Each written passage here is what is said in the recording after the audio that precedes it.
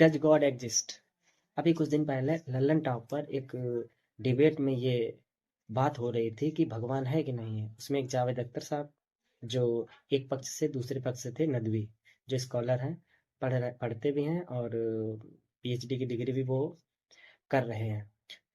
तो वो जो उनकी बातें थी भगवान को या खुदा को सिद्ध करने की, वो हर बात का एक ही मतलब दे पा रहे थे कि एक जो ह्यूमन है, वो जो भी प्रैक्टिकल कर रहा है या साइंस जो भी प्रैक्टिकल कर रही है, वो साबित कर ही नहीं सकते, क्योंकि एक ह्यूमन कभी भी, जो कि एक अर्थ पे रहने वाला एक जीव है, और भगवान या खुदा जो पूरे यूनिवर्स को बनाया है उसके बारे में कभी भी साक्ष्य जुटा नहीं पाएगा और ना ही जुटा पाया है। जबकि जावेद अख्तर साहब ये कह रहे थे कि अगर कोई खुदा या भगवान है तो वो दिखता क्यों नहीं है किसी भी एक्टिविटी के पीछे, क्योंकि गॉड ऑलमाइटी है और वो हर जगह विद्यमान है।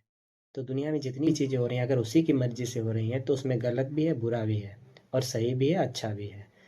तो ये सब जो चीज़ें हैं अगर उसी के अंडर में हो रही हैं तो वो बुरा क्यों होने दे रहा है। जबकि नदवी साहब बार बार एक ही चीज़ पे प्रेशर दे रहे थे कि ह्यूमन उसको साबित नहीं कर सकता। उनकी हर दलील का यही मतलब था कि ह्यूमन ये प्रैक्टिकल कभी भी नहीं कर पाया है और ना कर पाएगा, क्योंकि वो सिर्फ फिजिकल वो सिर्फ फिजिकल रूप में आप उसके लिए साक्ष्य नहीं जुटा पाएंगे, चाहे वो किसी भी प्रकार का साइंस साइंटिफिक प्रैक्टिकल हो या कोई खोज हो, उसी के हिसाब से कभी भी वो ऐसे साधन नहीं जुटा पाएगा जिससे कि वो भगवान को साबित कर पाए।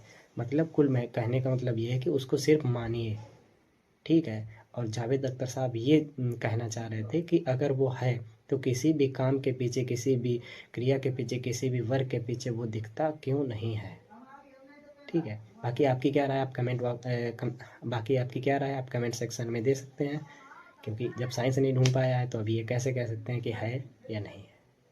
धन्यवाद।